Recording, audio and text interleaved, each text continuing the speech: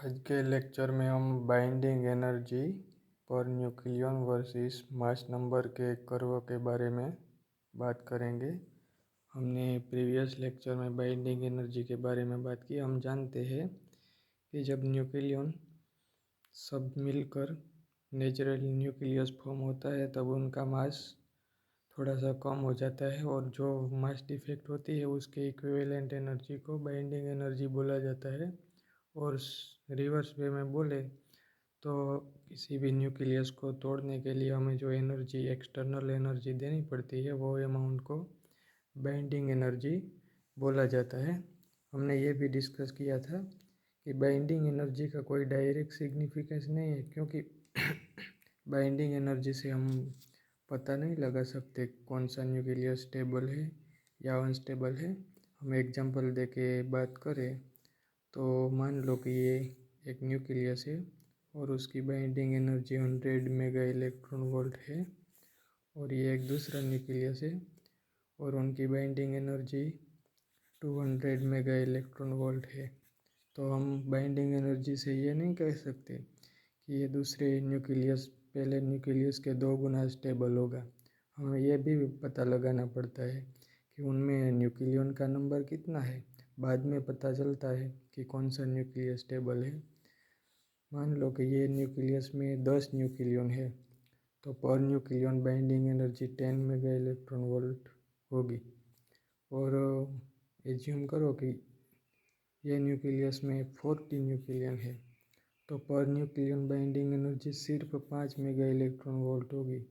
तो कहना पड़ता कि ये न्यूक्लियस इनसे 2 गुना स्टेबल है।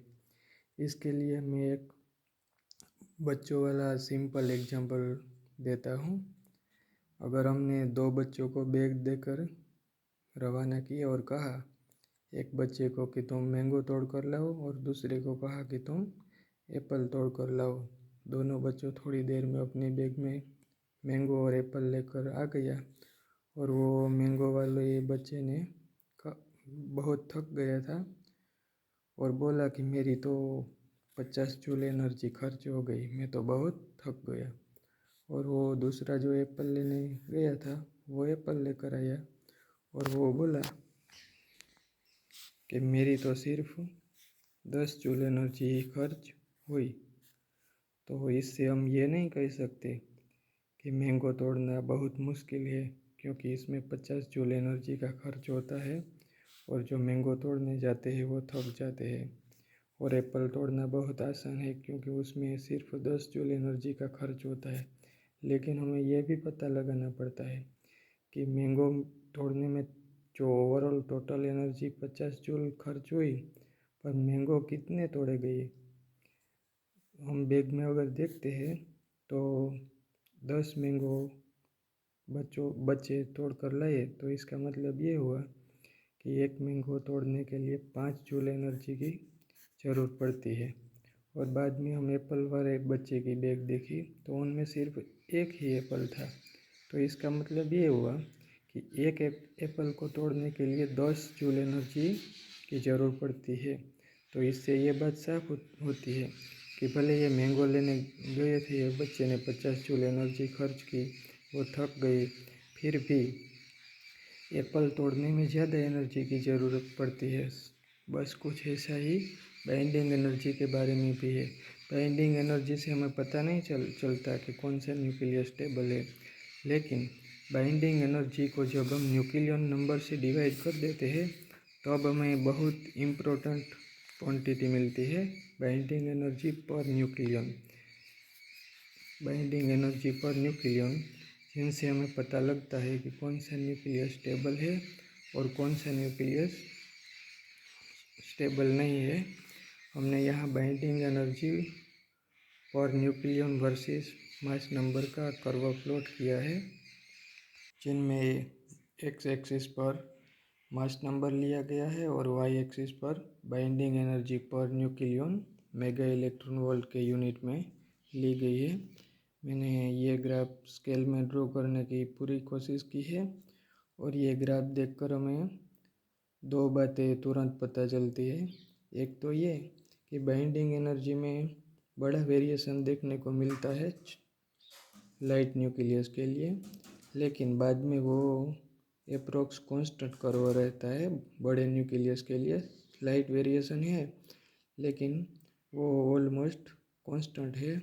और दूसरी बात ये कि लाइट न्यूक्लियस के लिए बाइंडिंग एनर्जी पर न्यूक्लियन बहुत छोटी है, और हेवी न्यूक्लियस के लिए भी वो स्लाइट स्मॉलर है।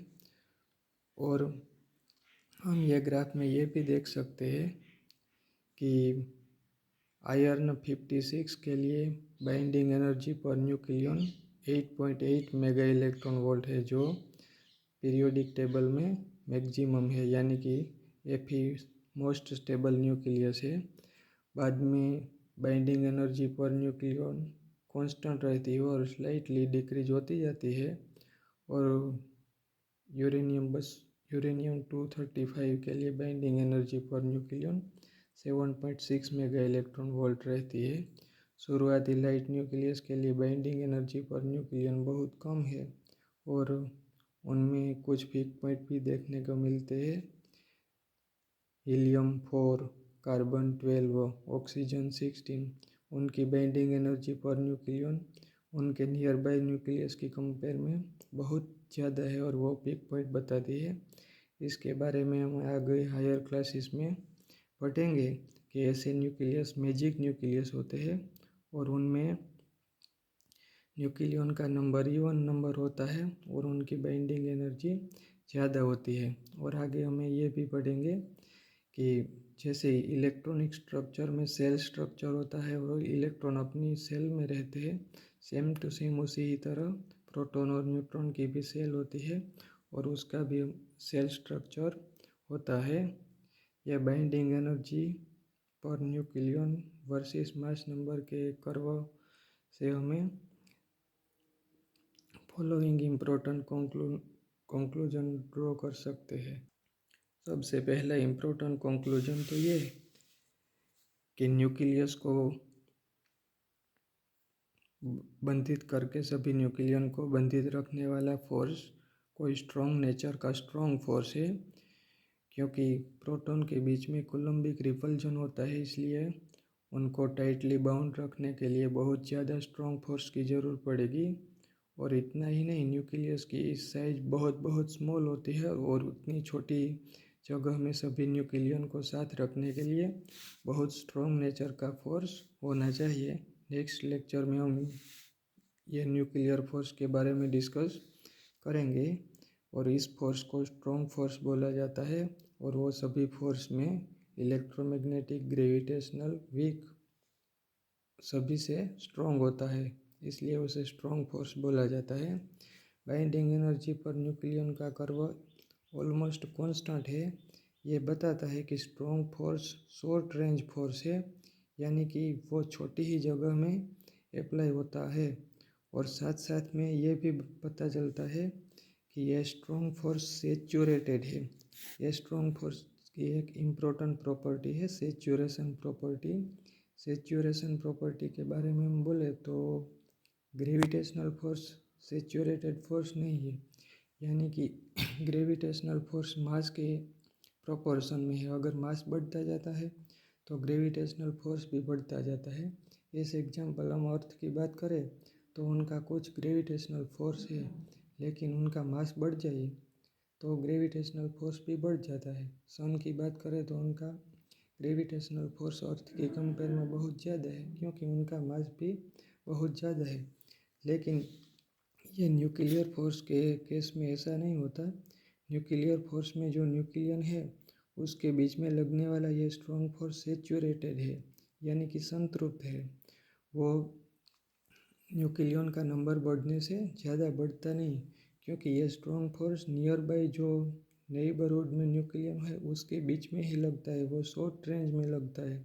अगर न्यूक्लियन का नंबर बढ़ जाए लेकिन उनकी दूरी कुछ अंतर से ज़्यादा होगी तो वो एक दूसरे को इंटरेक्ट नहीं करेंगे और उसके बीच में स्ट्रॉन्ग फोर्स नहीं लगेगा। इसलिए स्ट्रॉन्ग फोर्स ऑलमोस्ट कांस्टेंट रहता है। स्ट्रॉन्ग फोर्स की यह प्रॉपर्टी को सेचुरेशन प्रॉपर्टी बोला जाता है।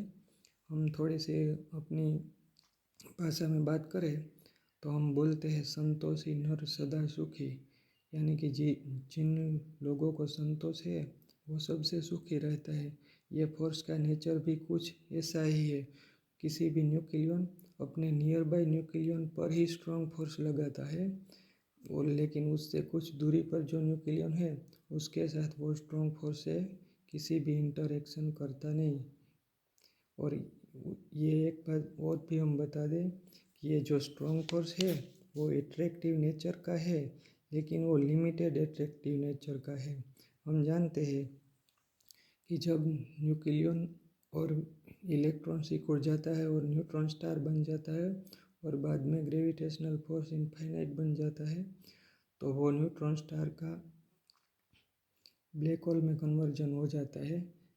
अब लेकिन नॉर्मल मैटर में ऐसा नहीं होता। अगर ऐसा होगा तो ये यूनिवर्स स्टेबल ही नहीं रहेगा, और उसके लिए ये स्ट्रॉन्ग फोर्स का रिपल्सिव नेचर रिस्पॉन्सिबल है। ये स्ट्रॉन्ग फोर्स कुछ लिमिट तक एट्रैक्टेड है और सभी न्यूक्लियन को एक साथ रखता है, लेकिन जब न्यूक्लियन कुछ लिमिट से नियर बाय आ जाते हैं तो वो स्ट्रॉन्ग फोर्स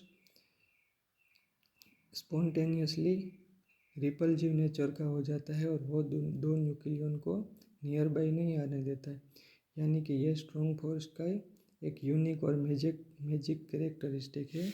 और बाद में हमें बाइंडिंग एनर्जी पर न्यूक्लियन से ये भी पता चलता है कि बहुत हेवी न्यूक्लियस, जैसे एग्जांपल यूरेनियम 235 के लिए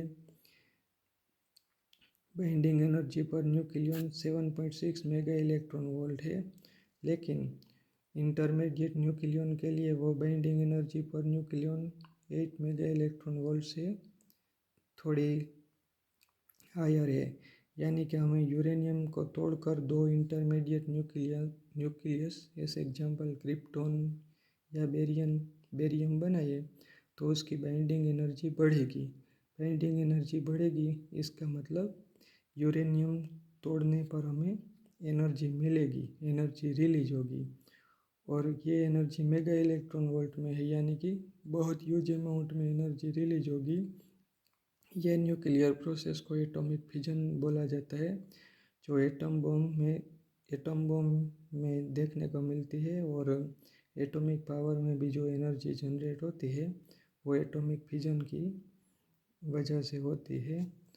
हम दूसरी ओर बात करें तो ये हाइड्रोजन, हीलियम, ये छोटे से न्यूक्लियस की बाइंडिंग एनर्जी पर न्यूक्लियन बहुत छोटी है, लेकिन उसके आगे के जो न्यूक्लियस है उनकी बाइंडिंग एनर्जी ज़्यादा है। तो इसका मतलब ये हुआ कि अगर ये 2-3 न्यूक्लियस को हम बाउंड करके थोड़ा सा बड़ा न्यूक्लियस बनाए तो उसकी बाइंडिंग एनर्जी बढ़ेगी। इसका मतलब ये न्यूक्लियस को बाउंड करते हैं तो उसी समय भी एनर्जी रिलीज होगी, और ये प्रोसेस को न्यूक्लियर फ्यूजन बोला जाता है, जो सन और सभी स्टार में एनर्जी का सोर्स है।